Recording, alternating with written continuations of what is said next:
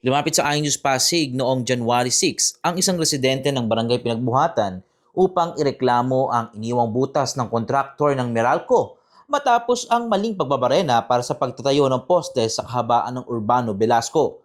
Ayon sa residente, unang nag-drill ang kontraktor sa tapat mismo ng kanilang bahay. Ngunit napag-alamang tumama ito sa drainage, kaya posibleng maharangan ang daloy ng tubig. Muling nagbutas ang kontraktor ngunit maliri ng ikalawang lokasyon. Kalaunan, inilipat na lamang sa kabilang panig ng kalsada ang poste na kalaunay na itayo rin. Okay, magandang tanghali. Ako si Nico Figueroa. Nirereklamo namin yung iniwan na dalawang butas ng Meralco. Sinimulan nila ito nung siguro nga second week of November. Ito yung sinimulan nila. Tinanong ko kung ano yung ginagawa nila. Sabi nila poste daw ng Meralco.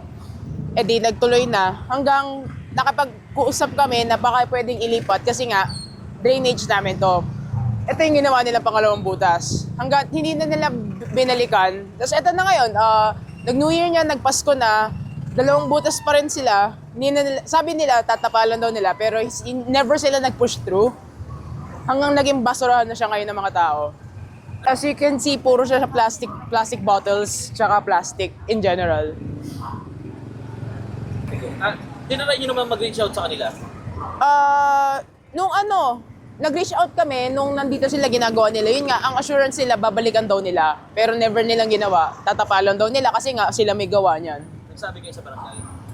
Nung one time na may nagkakabit ng Christmas lights, nung panahon ng Pasko, ni-raise namin to. Tapos sasabihin nila kay Kagawad.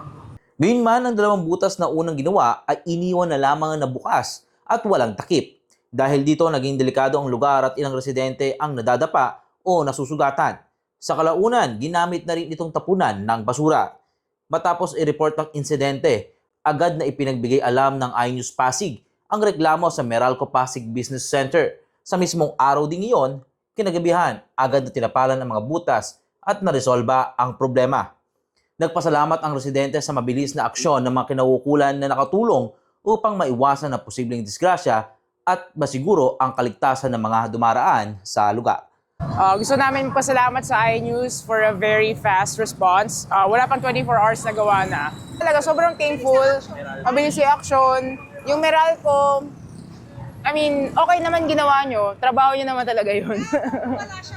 Pero in other news, kung wala yung iNews talaga, kung wala ka, hindi mangyayari yan, hindi magagawa. Kasi marami na kayong naligtas, kasi marami na na-shoot dun eh. Yun na. Salamat!